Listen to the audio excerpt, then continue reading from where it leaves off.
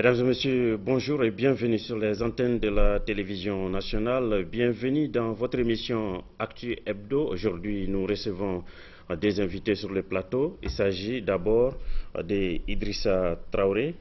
Bonjour M. Traoré. Bonjour M. Diakité. Vous êtes le directeur national de l'industrie. Merci d'avoir accepté notre invitation. Merci. Tout à l'heure, vous allez nous parler de l'inauguration de CITA Imprime et de la visite du ministre du Développement industriel à l'IMAFER.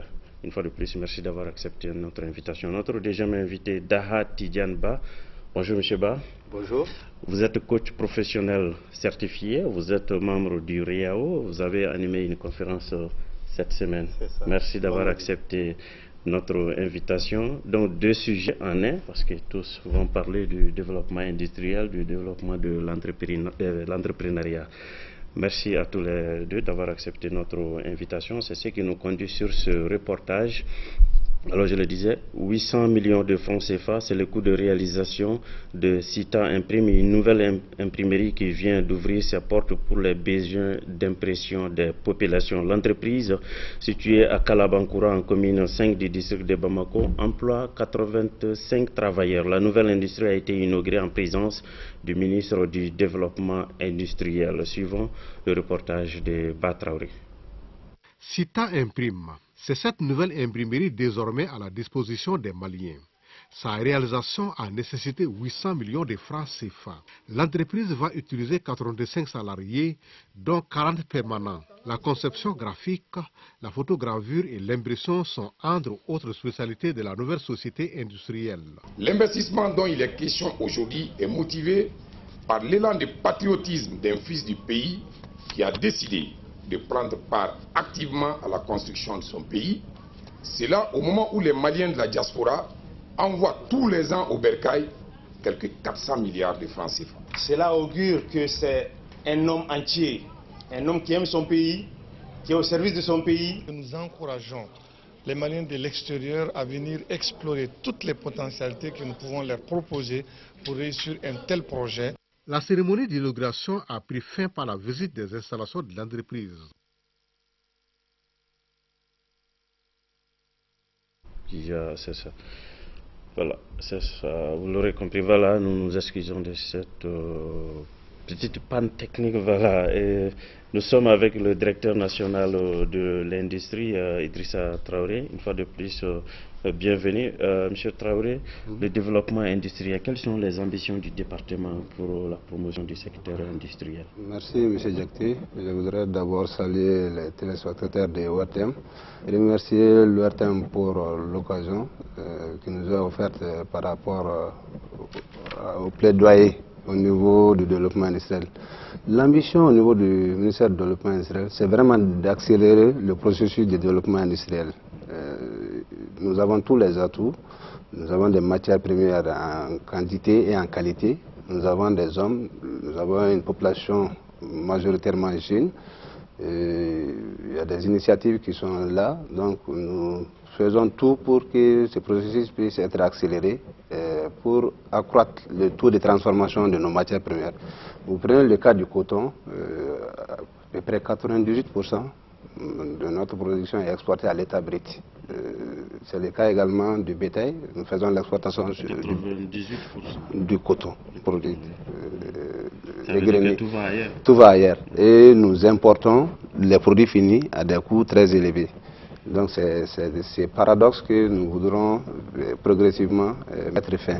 Vous prenez le cas du bétail, le bétail est exporté sur pied. Vous prenez également les fruits et légumes, nous exportons les fruits et les légumes et nous importons des jus de fruits, des concentrés de tomates.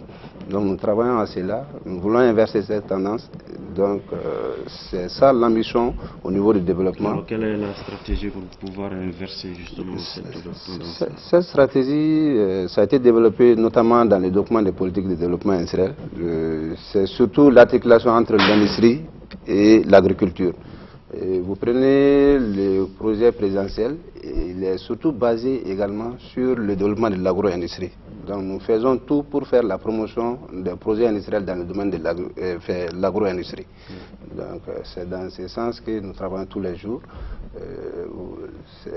C'est là que le ministère du Développement industriel, avec sa création qui est dédiée exclusivement à l'industrie, fera tout pour que des réformes puissent avoir lieu dans les secteurs. Nous sommes en train de travailler à la mise en œuvre du document de politique de développement industriel. Nous avons adopté également un document de développement du secteur agroalimentaire. Donc nous faisons la mise en œuvre de cela. Et nous avons créé tout récemment, le document est dans le circuit, les centres d'incubation. Les centres d'incubation, c'est pour aider les jeunes et les femmes qui viennent dans le secteur industriel à créer leurs projets et à avoir des encadrements à ce niveau. Alors, vous avez parlé de certains documents tout à l'heure pour inverser la tendance. À quand justement l'opérationnalisation de ces documents?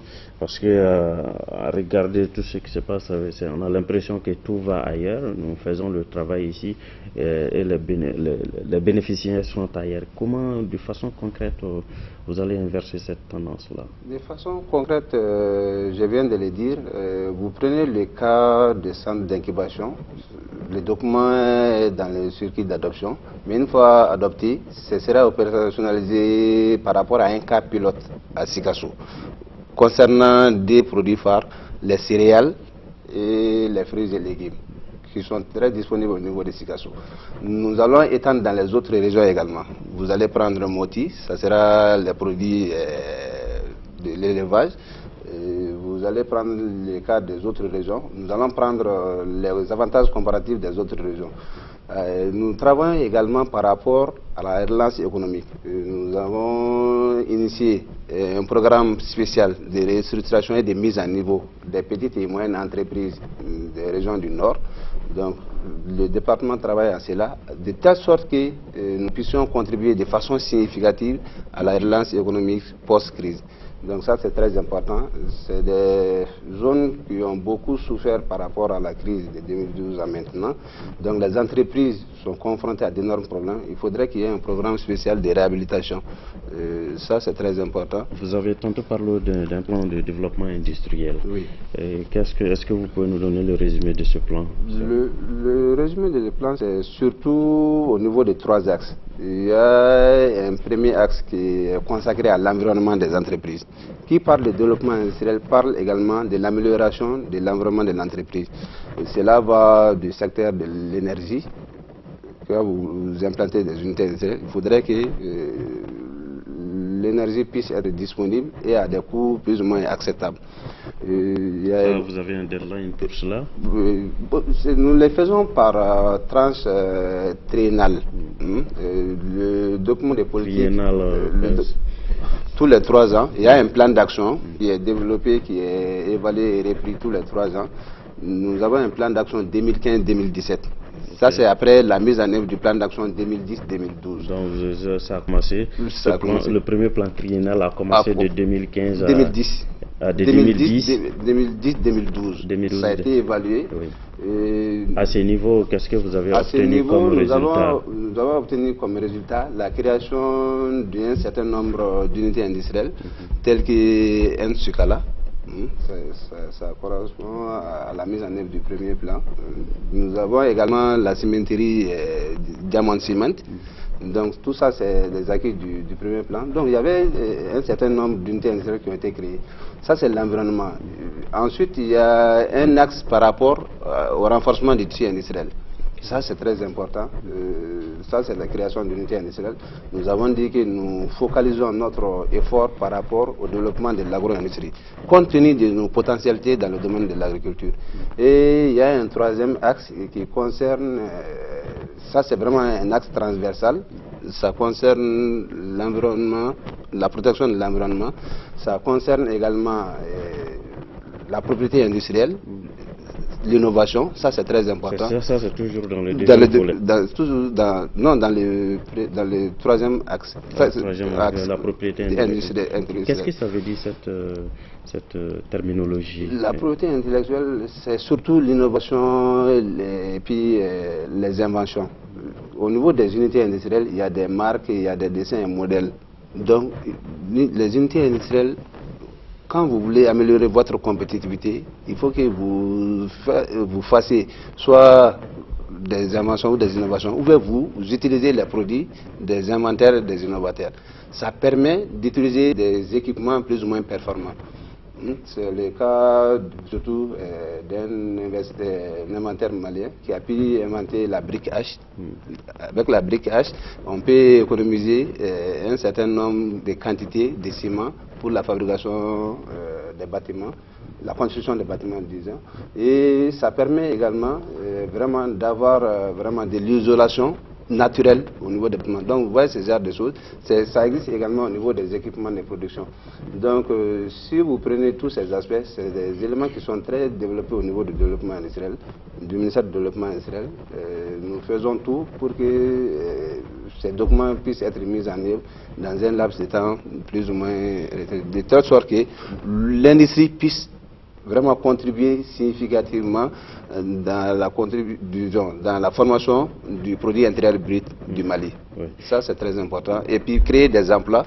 C'est avec l'industrie que nous pouvons asseoir vraiment le développement économique et social du pays. Mais tous les secteurs le disent, là. Et quand vous prenez l'environnement, ils vont dire le développement dépend de l'environnement. Quand vous prenez le secteur de l'habitat, ils vont vous dire le développement du Mali dépend du secteur de l'emploi, ainsi de suite. Oui, qu'est-ce qui fait la différence chez vous? Ils ont raison. La différence chez nous, c'est que vous prenez vraiment de façon... En quoi, véritablement, le développement du Mali... Une simple observation. Oui. Une simple observation au niveau mondial, vous ne verrez pas des pays développés sans que ces pays soient un pays industriel.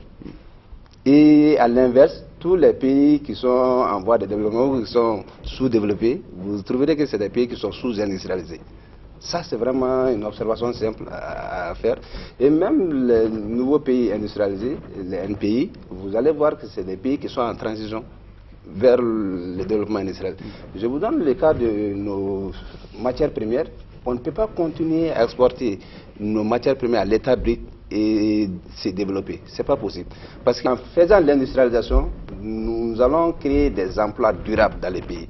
Nous allons contribuer significativement au développement économique du pays.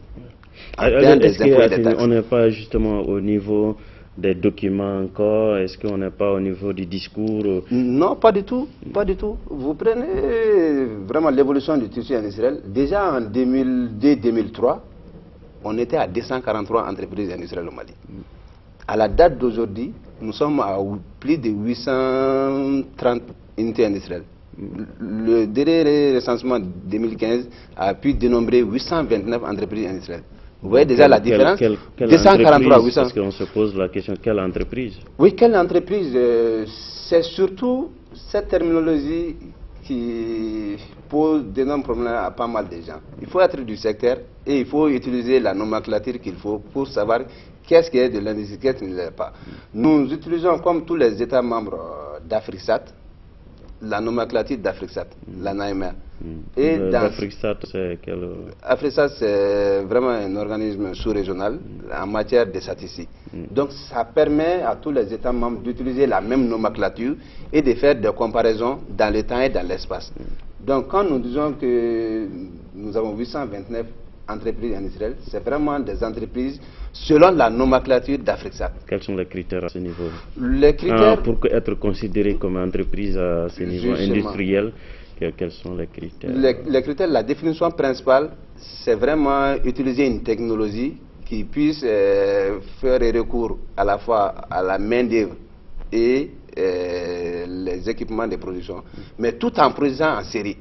C'est la production en série qui fait la différence entre l'industrie et l'artisanat. Je ne sais pas si vous voyez. L'artisanat peut utiliser des machines, des équipements, mais l'artisanat ne produit pas en série. Okay. C'est ça. Produire en série, terre à terre, qu'est-ce que ça veut dire? Produire en série, c'est produire en grand nombre, dans un laps de temps. Oui. Alors vous êtes satisfait aujourd'hui de tout ce que vous avez posé comme acte jusqu'au jour d'aujourd'hui? Oui, on est satisfait. C'est des résultats qui sont satisfaisants, mais qui ne suffisent pas en tant que tel. Ça nous permet d'améliorer tout ce qu'on a posé comme acte. J'ai dit à ce niveau, le Mali est sur vraiment une bonne voie. Nous sommes sur une bonne voie. On a des documents stratégiques de développement industriel. Nous avons pu mener des réformes au niveau du secteur et au niveau des autres secteurs qui viennent en appui à l'industrie. Mais cela ne suffit pas. Cela ne suffit pas. Nous devons améliorer davantage le taux de transformation de nos matières premières, fruits et légumes, céréales, bétail, viande. Nous devons encore améliorer la formation continue du personnel. Au niveau des unités industrielles, c'est très important pour être compétitif.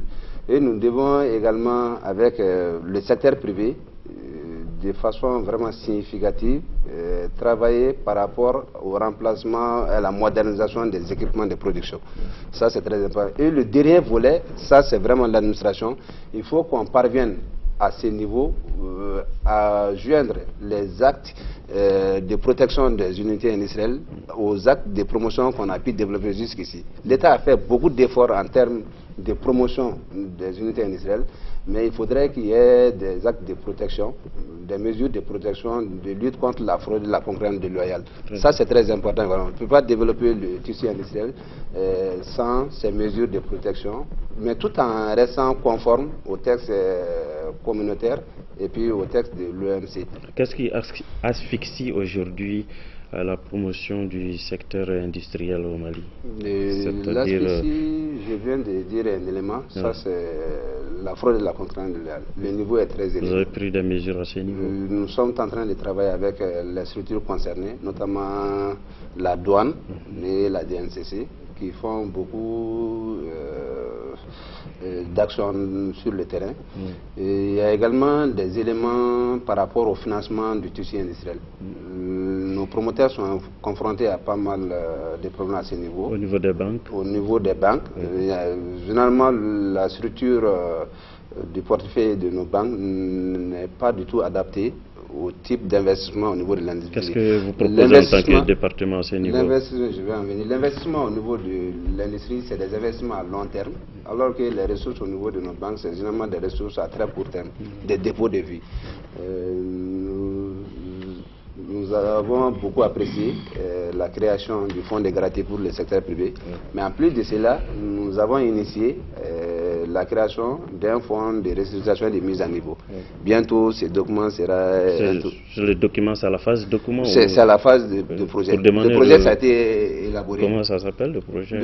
C'est le projet de document d'un fonds de restructuration et de mise à niveau. Vous demandez, ça demande quoi? Un fonds? Un fonds qui sera dédié uniquement au financement des entreprises à restructurer et à réhabiliter. Ce fonds va être disponible à quel moment?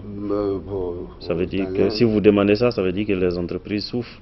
Les entreprises souffrent. Oui, donc ça veut dire que c'est imminent. C'est imminent. Quand est-ce que ça va être disponible? Plus tard, dans une année. Dans une année, c'est pas long? Tout juste, non, c'est pas long, parce qu'il y a le processus d'adoption. Il faut que nous travaillions avec les structures techniques. Chacun viendra examiner le document, feront des observations, des critiques positives qui permettront d'améliorer la qualité avant qu'on transmette au SG, au secrétaire général du gouvernement. Très bien. Quand est-ce qu'il y a concurrence déloyale? Il y a concurrence déloyale lorsque, je ne suis pas du domaine en tant que tel, mais lorsque vous importez des produits industriels sans payer des droits de douane. Donc ça vient, c'est introduit au pays en noir. Donc il n'y a pas de... Il n'y a pas de traces. Il n'y a pas de traces, mais... Ça vient asphyxier les entreprises qui sont sur place. Et il y a un autre phénomène, il y a même des opérateurs qui ont eu à importer des produits industriels maliens en utilisant les logos et les designs, les marques de nos unités industrielles. Vous voyez ce que ça fait.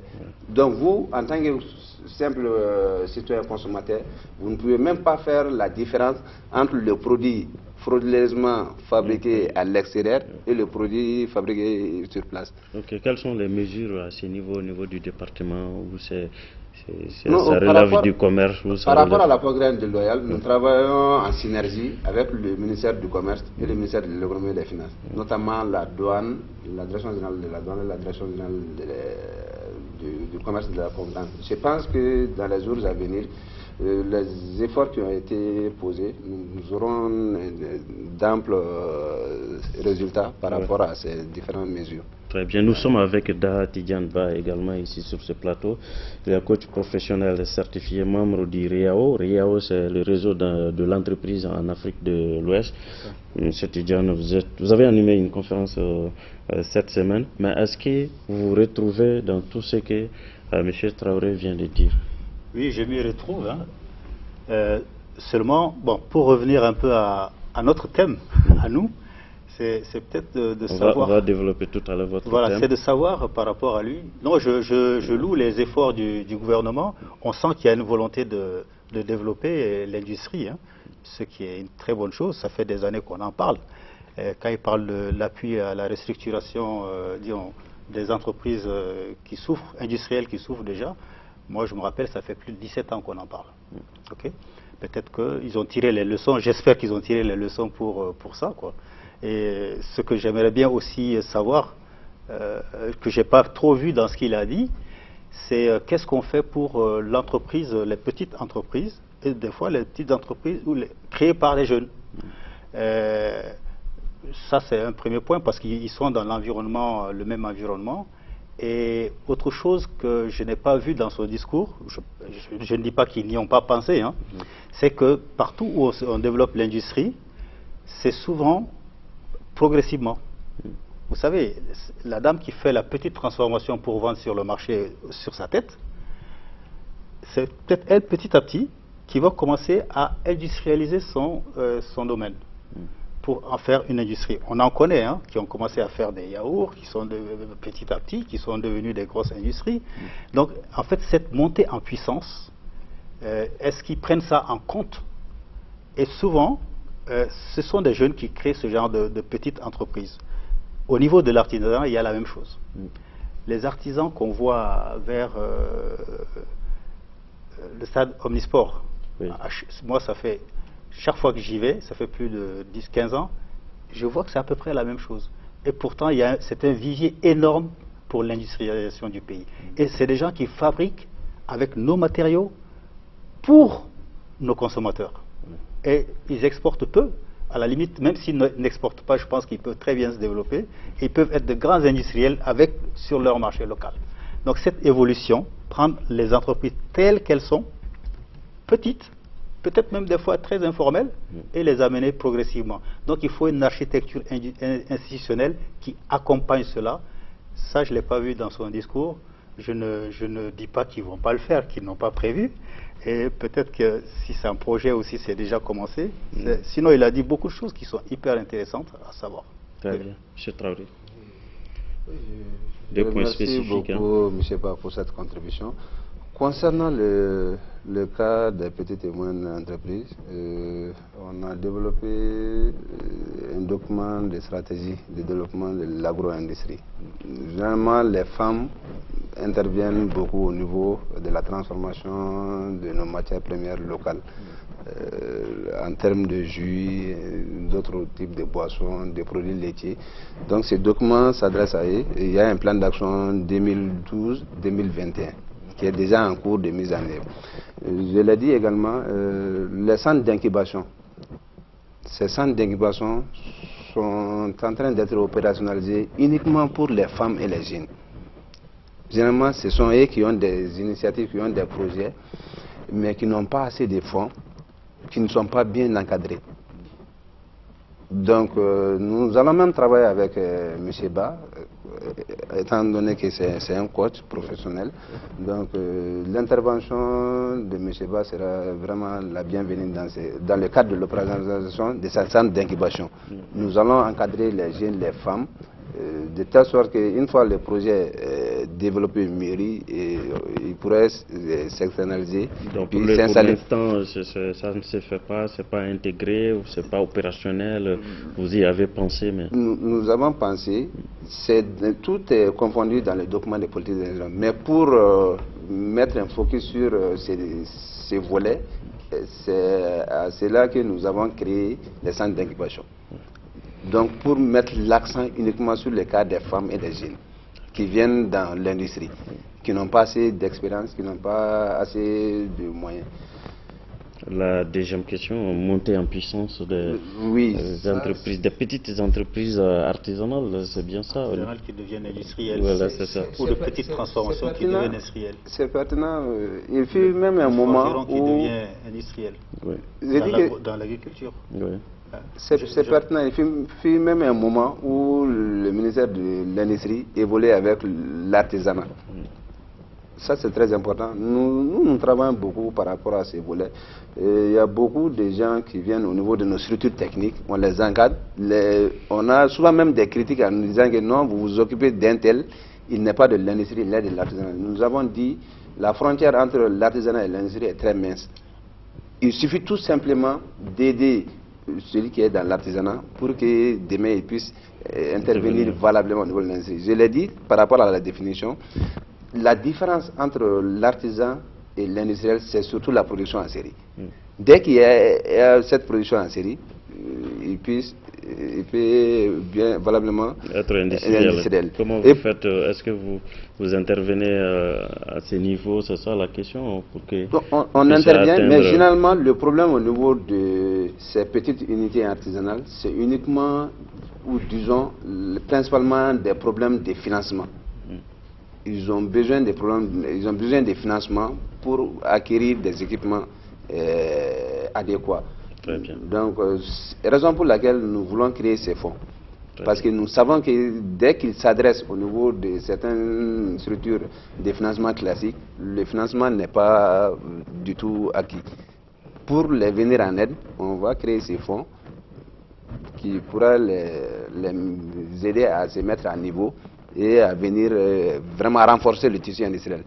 Très bien, comme le partenariat est déjà scellé ici verbalement, les détails on le verra. Mais il y avait le ministre aussi a effectué une visite à l'IMAFER. De quoi s'agit cette visite? L'IMAFER, c'est l'industrie malienne des fers. C'est cette unité qui travaille par rapport à la production de fer à béton. Ils ont soumis au département un projet d'extension. Le projet d'extension, c'est un projet de développement des capacités. Ils veulent accroître leurs capacités, les dédoubler. Donc, ils nous ont soumis les documents. Le projet, vraiment, c'est un projet structurant d'environ 3 milliards de francs. Pour augmenter les capacités. Pour augmenter les capacités. C'est des investissements de l'ordre de 3 milliards de francs CFA. Ils vont recruter 300 jeunes. C'est des emplois vraiment directs, des emplois permanents. Donc c'est vraiment un projet structurant. Le ministre est allé vraiment visiter l'usine, faire le constat de visite, de ce que fait actuellement IMAFER et échanger avec eux par rapport au projet. Et en la matière, il a été vraiment... il les a beaucoup félicités par rapport à tout ce que l'unité fait. Et il les a exhortés en mettant l'accent sur des choses fondamentales. C'est surtout l'amélioration continue de la qualité de leurs produits finis, les fers à béton, ça c'est très important. Et la deuxième chose, ça c'est la protection de l'environnement. On ne peut pas parler de développement industriel sans protection de l'environnement. Si nous faisons le développement industriel, nous faisons tout pour que l'environnement puisse être protégé. C'est en cela qu'on parle de développement industriel inclusif et durable. Est-ce que à ce niveau, les produits sont importés ou se produits sur place? Comment ça se fait? Non, tout est utilisé sur place. Et pour le moment, l'usine utilise comme matière première la ferraille. Comme la ferraille, c'est vraiment des produits qui sont disponibles actuellement, mais à long terme, ça peut s'épuiser. Ils veulent travailler également par rapport à l'extraction des minerais de fer. Vous voyez déjà, donc ça permet d'augmenter... Rien ne vient d'ailleurs.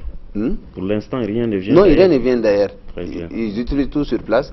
Et je pense que ce sera vraiment une très bonne chose. C'est un projet structurant, à impact immédiat sur la population de la zone et surtout sur l'économie malienne.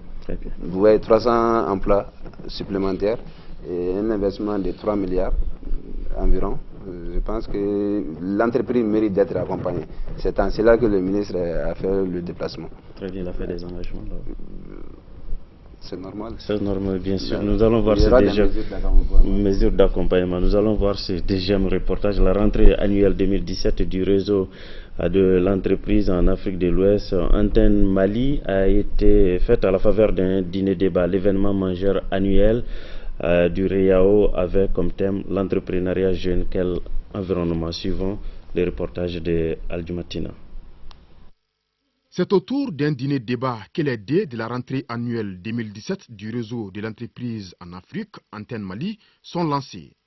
C'est l'événement majeur dans le programme d'activité du REAO Mali. Entrepreneuriat jeune, quel environnement, c'est le thème retenu cette année par le REAO Mali. D'habitude, nous parlons toujours des thèmes qui concernent nos entreprises.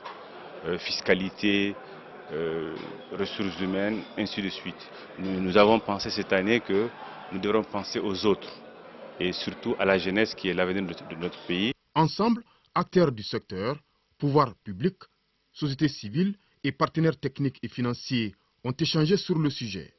Les problèmes soulevés par les intervenants sont entre autres le financement, manque de moyens techniques et surtout le problème des personnels compétents. Quant aux solutions, l'accent a été mis sur des aspects tels que la formation des jeunes, l'accompagnement, la confiance en soi et la persévérance des jeunes. La vision du REAO Mali, à savoir améliorer le climat des affaires, cadre parfaitement avec la volonté du gouvernement. Le thème retenu cette année nous a offert ce soir l'opportunité d'échanger sur des questions majeures de développement économique et social de notre pays. En effet, l'entrepreneuriat jeune implique l'auto-emploi et demeure une alternative fondamentale dans la lutte contre le chômage et le sous-emploi des jeunes pour un travail décent.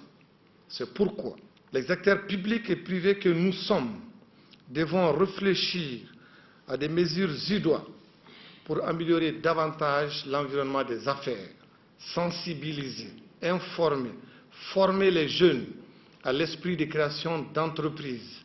Le REAO Mali est une organisation de chefs d'entreprise multidisciplinaires. Voilà, je le disais, nous sommes avec Dahati Janba, coach professionnel certifié, membre du REAO. Une fois de plus, merci d'avoir accepté notre invitation. Oui. Pour un mot sur le REAO, les objectifs, les missions. Bon, en fait, le REAO, c'est juste un regroupement de chefs d'entreprise maliens.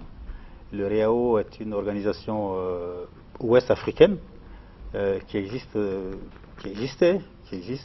dans plusieurs pays d'Afrique de l'Ouest. Et on s'est regroupé pour essayer d'améliorer ensemble le climat des affaires, l'environnement des affaires. C'est-à-dire que notre pays est sous-développé, c'est le cas, mais on crée quand même. On crée avec un environnement difficile. Et on s'est dit, en mettant nos expériences ensemble, on peut être des interlocuteurs valables auprès de l'État pour améliorer ce climat pour la création de richesses. Donc, du coup, c'est un réseau de propositions, c'est un réseau qui essaie d'amener des idées, qui amène les expériences pour faire réfléchir. Et on travaille beaucoup aussi en dessous sur la plupart, beaucoup de textes de l'État en essayant d'infléchir. Vous savez, au Mali, c'est très difficile. On a un État qui est hérité de la colonisation, qui dit « je sais faire tout, voilà ce qu'il faut faire ». Et nous, petit à petit, on prend notre place en disant « vous savez, il y a des idées chez nous, il y a des idées dans le secteur privé ». Et on vous les donne parce qu'on est sur le terrain, quoi. Voilà, donc on amène la réflexion au niveau de l'État, nous sommes des partenaires. Très bien, alors mais pour aujourd'hui, pour améliorer l'environnement, le climat des affaires au Mali, qu'est-ce qu'il faut? Déjà, bon, il a parlé, le représentant du gouvernement ici présent, a parlé de certaines infrastructures de base. Par exemple, pour l'industrialisation, l'énergie, c'est fondamental. tant qu'on n'a pas l'énergie, on peut avoir toutes les bonnes idées d'industrialisation, on sera coincé quelque part. Bon, il y a d'une part ça, il y a aussi l'environnement juridique, fiscal, administratif, qui sont à améliorer. Les relations avec l'État, le travail que l'État fait, parce qu'en fait, l'État a un rôle d'orientation, de régulation et de facilitation. Et nous, on essaie de pousser l'État dans ces trois rôles-là. Il n'est pas un faiseur. Il doit orienter en disant, le Mali, nous, on veut un Mali, comme il l'a dit, où on transforme les richesses de base du Mali. Notre coton, nos produits agricoles, le lait, etc. Nous, c'est ça qui nous intéresse. Donc, on met le paquet là-dessus, donc il oriente. Un industriel qui veut investir dans un autre domaine, libre à lui, ce n'est pas interdit. Mais on déroule le tapis rouge pour ceux qui veulent aller dans l'orientation de l'État. Ça, c'est le premier rôle de l'État. Et nous, on pousse à ce que ce soit... C'est pour ça que j'ai posé la question, qu'est-ce que vous faites pour la mise à niveau? Qu'est-ce que vous faites pour aussi que petit à petit, ces petites industries informelles qui achètent et qui vendent à nos paysans, à nos foyers, qu'est-ce que vous faites pour eux? Donc, on essaie d'amener l'État à cette orientation. Il faut aussi que l'État facilite. Donc, il faut qu'il y ait des mesures de facilitation. Et quand il y a facilitation... C'est pas le cas? Il a dit beaucoup de choses en termes de facilitation. Il a parlé de beaucoup de textes. Là. Oui. On peut estimer que c'est des textes pour la facilitation. N'est-ce pas? La facilitation, il faut les textes, il faut aussi la pratique. Oui. Des fois, la pratique manque. Oui, des fois, la pratique manque. Là. Donc, il facilite et il régule. Ça, c'est le troisième rôle de l'État. Et en termes de régulation, on a beaucoup d'industriels qui sont... nous sommes dans l'UEMOA. On a beaucoup d'industriels qui souffrent de la concurrence, comme il a dit, déloyale, venant d'Afrique de l'Ouest. Qu'est-ce que vous faites à ce niveau, puisque vous êtes un réseau d'entreprises? Même à notre dîner, on en a parlé. Il y avait au moins 6 ministres. On en a parlé, dont le ministre du Développement industriel. Qu'est-ce que vous en avez parlé? Souvent, ils disent qu'on a des textes communautaires, etc., etc. Ça ne bouge pas ou c'est... Bon, il y a des petites choses qui bougent. Des choses qui bougent. Mais nous, on aimerait que ça bouge plus. C'est notre rôle aussi. Hein. Qu'est-ce qui a bougé? Ah, ben, je ne sais pas. Je ne peux pas vous le dire comme ça. Non, sincèrement, en fait, il y a des mesures de plus en plus au niveau de l'État, franchement, au niveau de la Direction nationale de concurrence, au niveau de la douane, ils font des efforts. Par exemple, l'huile qui vient, qui est frelatée, l'huile qui débarque dans un port, je ne vais pas donner de pays, d'Afrique de l'Ouest, qui débarque de conteneurs, et on remplit les bidons, on dit que c'est produit dans tel pays d'Afrique de l'Ouest, et du coup on ne paye pas de taxes de douane, et sont moins chers que ceux du Mali. Ils font des efforts à ce niveau-là. Mais il en faut beaucoup. Il faut vraiment prendre ça à bras-le-corps. Vous avez parlé de l'environnement, par exemple, l'entrepreneuriat jeune. Quel environnement? Qu'est-ce qu'il faut changer fondamentalement pour que ça aille? En fait, nous, on s'est dit il est important qu'on pense de manière spécifique aussi à l'entreprise de jeunes. Étant donné que l'État a la préoccupation, nous, tous les foyers maliens ont la préoccupation que les enfants, entre guillemets, les jeunes puissent travailler. S'insérer dans la société. Donc on a cette préoccupation. Donc on aimerait bien qu'il y ait des mesures spécifiques pour les jeunes, qu'on y pense. Les mesures, est-ce que vous avez fait des propositions de mesures à ce niveau? On pousse à ce qu'on travaille ensemble. C'est plutôt notre rôle. C'est le cas déjà, vous travaillez ensemble. On fait beaucoup de choses. On s'est arrangé depuis 25 ans qu'on existe. On s'est arrangé pour que de plus en plus, on voit les textes de l'État avant que ça apparaisse. Ce n'est pas le cas toujours parce qu'on n'est pas toujours impliqué. Mais ça vient, franchement, je ne dis pas qu'il n'y a pas de volonté. Hein. Dans la tête des fonctionnaires, de plus en plus, ils se disent qu'il y a le secteur privé. Des fois, on dit l'État et la société civile, on oublie le secteur privé. Le secteur privé existe, il est organisé. Le REAO fait partie, le CNPM fait partie, etc. Ça, c'est l'un des acquis. Ça commence à être un acquis c'est de plus en plus, ils se rendent compte de plus en plus qu'on ne nous appelle pas pour dire le secteur privé était présent. Quand on vient avec des propositions. Par exemple, les industriels ont un livre blanc qu'ils connaissent. Et je sais la bataille qu'on mène pour que ce livre blanc soit appliqué. Et à chaque fois, on nous dit on ne peut pas tout appliquer. On ne peut pas faire ceci, on ne peut pas faire ça. Mais on le ramène sur la table. On a amené beaucoup de choses au niveau fiscal aussi. On ne fait pas beaucoup de bruit, nous. Mais quand on nous invite, maintenant, on amène des choses. On dit c'est ça qui va aider l'entreprise malienne. On le fait. Ok, au niveau, en dehors du changement de mentalité, on commence à considérer petit à petit, à savoir que le secteur privé est là. Est-ce qu'il y a d'autres acquis en dehors de cela? Moi, je ne dirais pas que ce changement de mentalité, c'est changement de pratique.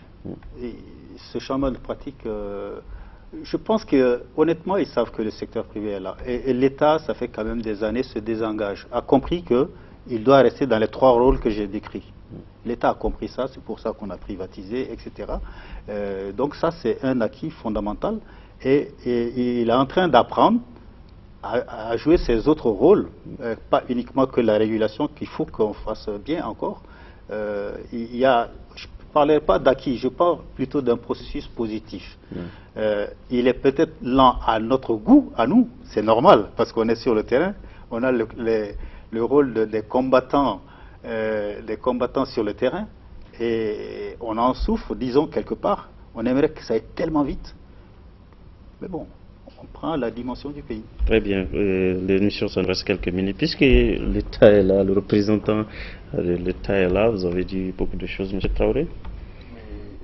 En tout cas, nous apprécions énormément les différentes contributions du secteur privé à travers leur structure fêtière, comme la CECIM, la Chambre de commerce et d'industrie, le RAO, le CNPM ou même l'OPI, l'Organisation patronale des industriels.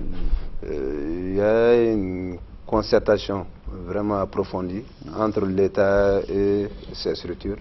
Je pense que les différents documents de plaidoyer qu'ils proposent, c'est vraiment des documents de qualité. Comme il l'a dit, on ne peut pas tout appliquer tout de suite. Nous faisons la mise en œuvre progressivement. Et souvent même, il y a des complémentarités entre les documents de plaidoyer de l'organisation fêtière avec nos documents de politique et de stratégie. Donc je pense que au niveau du gouvernement, ça a été bien compris. De telle sorte que même si vous amenez des documents, des projets de texte au niveau du secrétaire général du gouvernement, sans élément de participation du secteur privé, le document ne passera pas. On vous dit de retourner pour faire la concertation. Très bien, merci M. Traoré. Alors, M. Tidjani, qu'est-ce qu'il faut aujourd'hui pour la promotion de l'entrepreneuriat jeune?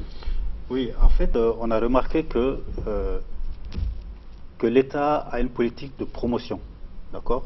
Et moi, j'ai l'habitude de dire que l'État a une politique de promotion où pas les jeunes entreprennent. Au Mali, on entreprend. C'est quand même bien. C'est-à-dire que maintenant, il faut pousser cela. Et pour pousser cela, on a regardé les problèmes qu'ils avaient. Et souvent, leur problème, c'est les manques d'appui, de formation et d'appui. Formation, en fait, il faut arriver à ce que les formations soient adaptées. Qu'il y ait des formations des jeunes, et on a remarqué, d'après les documents même du ministère, de l'ONEF, la formation professionnelle, les BT et les CAP, il en sort 10 000 par an. Il y a 1 sur 20 qui crée. C'est-à-dire, on n'a même pas dit créer, il le fait. Et quand on demande aux jeunes pourquoi tu as créé, est-ce que c'est parce qu'il y a la pêche et autres machins, il dit non.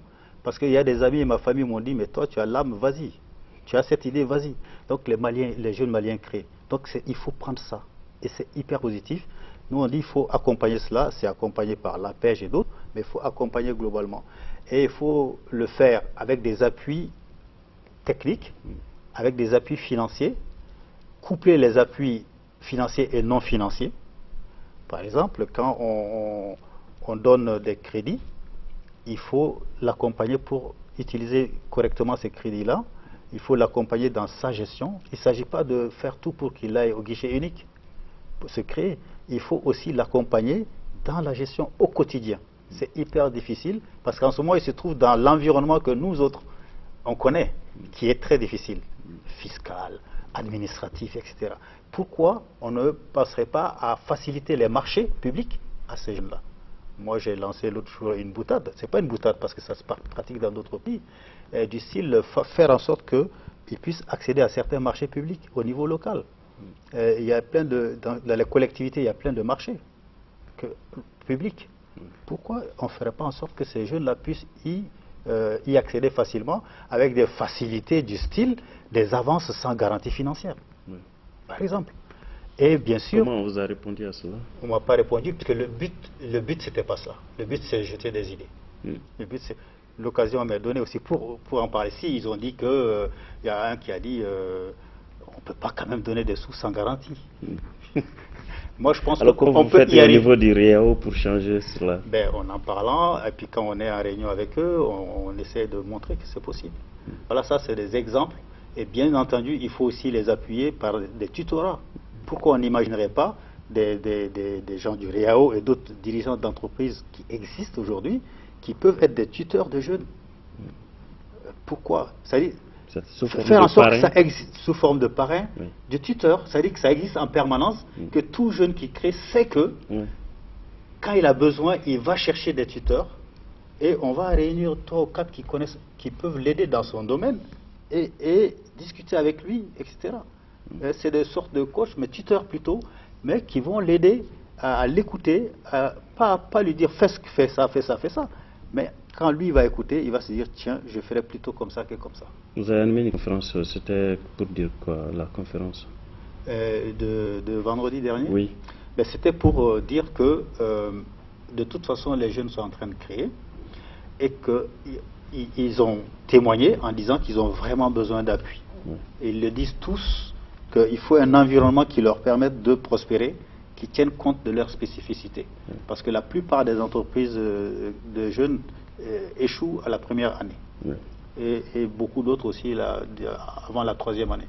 Donc vraiment, ils ont besoin d'appui et ils ont besoin de se retrouver dans un réseau d'échanges aussi qui permettent d'avoir des idées et prospérer et savoir aussi qu'ils ont des activités complémentaires, soit entre eux ou avec des industriels ou des grandes sociétés de services qui existent déjà.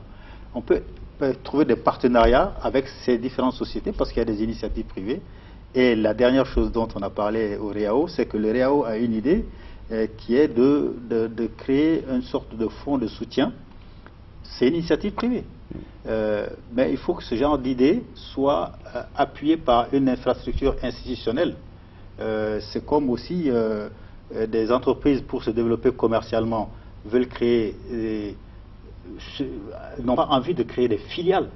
On peut très bien, de manière institutionnelle, encourager qu'elles puissent avoir des franchises et de manière à développer son commercial et en même temps des jeunes qui se créent, sachant qu'ils ont un appui d'un fournisseur. Très bien, nous sommes pratiquement à la fin de l'émission. Une phrase, qu'est-ce que vous avez besoin aujourd'hui en une phrase pour atteindre vos objectifs? Bien, toi, par rapport à l'entrepreneuriat jeune, que l'État fasse en sorte que l'environnement soit beaucoup plus favorable à ces jeunes entrepreneurs. Merci beaucoup. Monsieur Traoré, qu'est-ce qu'il faut aujourd'hui pour la promotion du secteur industriel? Et nous sommes déjà là-dessus. C'est des réformes. C'est des réformes très poussées, très approfondies. C'est surtout l'implication également de tous les Maliens, notamment les Maliens de la diaspora, pour multiplier les cas de CITAM et Imprime. C'est également le financement. Il faut qu'il y ait un financement adéquat des activités de l'industrie.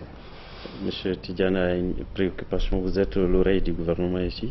C'est bien noté. C'est bien noté.